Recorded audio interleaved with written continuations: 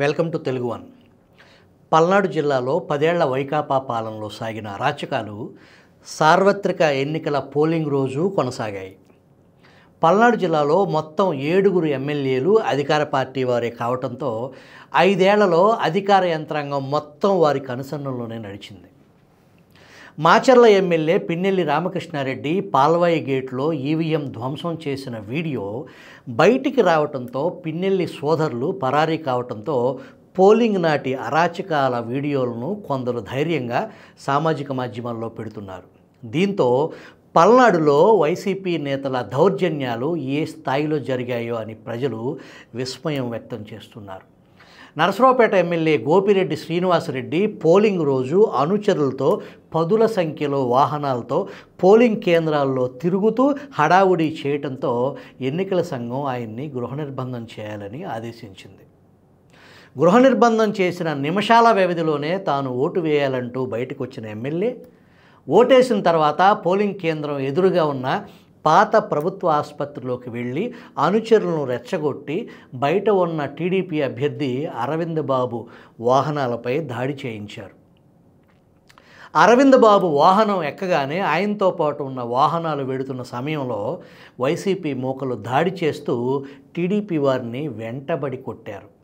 ఇదే పోలింగ్ కేంద్రంలో నరసరావుపేట 13వ అదనపు జిల్లా కోర్టులో ఏజీపీగా పనిచేస్తున్న కట్టా నారపరెడ్డి తరచూ వెళ్ళి వస్తుండటంతో ఓటర్లను ప్రభావితం చేయటానికే ఆయన వస్తున్నారని టీడీపీ నాయకులు అభ్యంతరం చెప్పారు.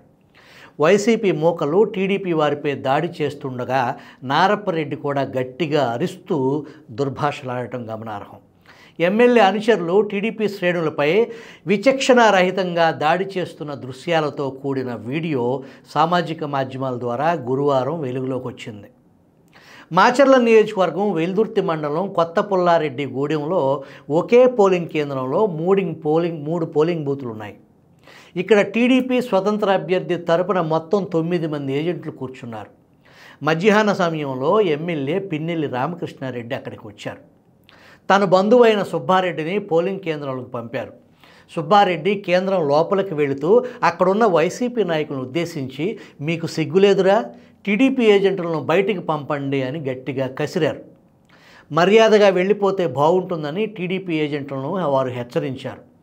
టీడీపీ ఏజెంట్లు కదలకపోవడంతో వైసీపీ వారంతా కర్రలు, కత్తులు, రాడ్లతో పోలింగ్ కేంద్రంలోకి చొరబడి వారిని బయటికి లాగేశారు.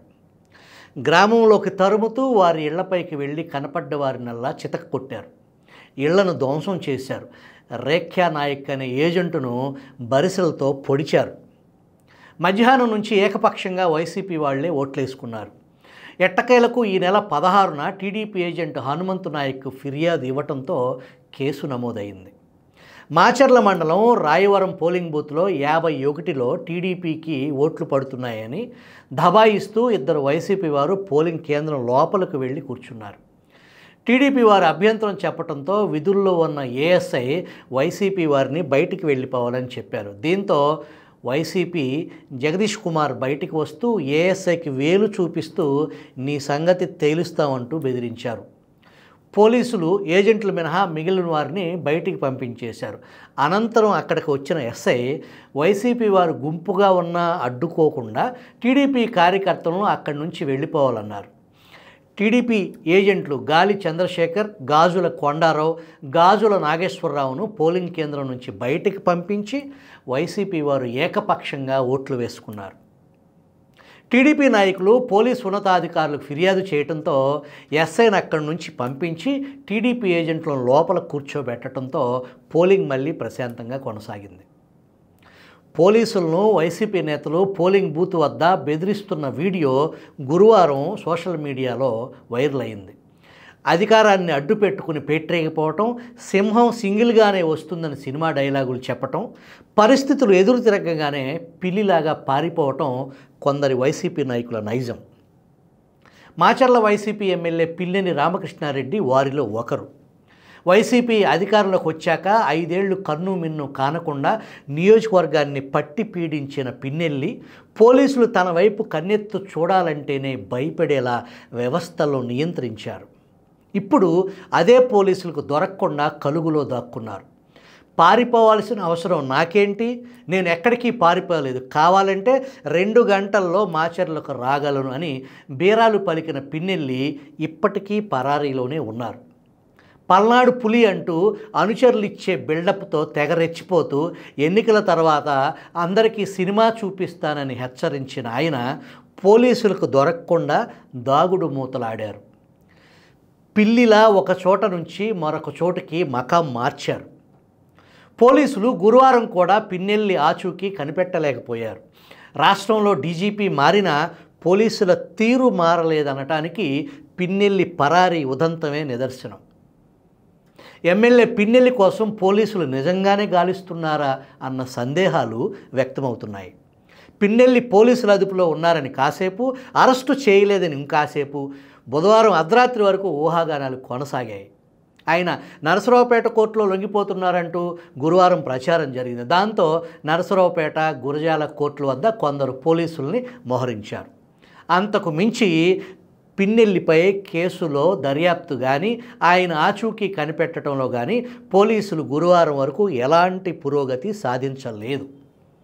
మరోపక్క ముందస్తు బెయిల్ కోసం పిన్నెల్లి దాఖలు చేసిన పిటిషన్ను విచారించిన హైకోర్టు ఆయనపై జూన్ 6వ తేదీ వరకు ఎలాంటి చర్యలు చేపట్టవద్దని ఆదేశించింది. పోలీసులకు కావాల్సింది అదే. హైకోర్టు ఉత్తర్వులు పిన్నెల్లి కంటే పోలీసులకే ఎక్కువ ఊరట కలిగించాయి. ఎమ్మెల్యేని అరెస్టు చేయకుండా రకరకాల డ్రామాలతో నెట్టుకొస్తున్న పోలీసులకు ఇది నిజంగా ఊరటే. పోలింగ్ మర్నాడు కారంపూడి, మాచర్లలో ఎమ్మెల్యే తన అనుచర గణాన్ని వెంటేసుకుని విధ్వంసం సృష్టించటం, తెలుగుదేశం నాయకులు కార్యకర్తలపై దాడులు చేయటం, ఆస్తుల విధ్వంసం, కారంపూడి సీఐ నారాయణస్వామిపై దాడి చేయటంతో ఎమ్మెల్యేను ఈ నెల 15న పోలీసులు గృహ నిర్బంధంలో ఉంచారు. తనపై పోలీసులు కేసు నమోదు చేయటంతో అరెస్టు తప్పదన్న భయంతో ఆయన మర్నాడు రాత్రి హైదరాబాద్ వెళ్ళిపోయారు.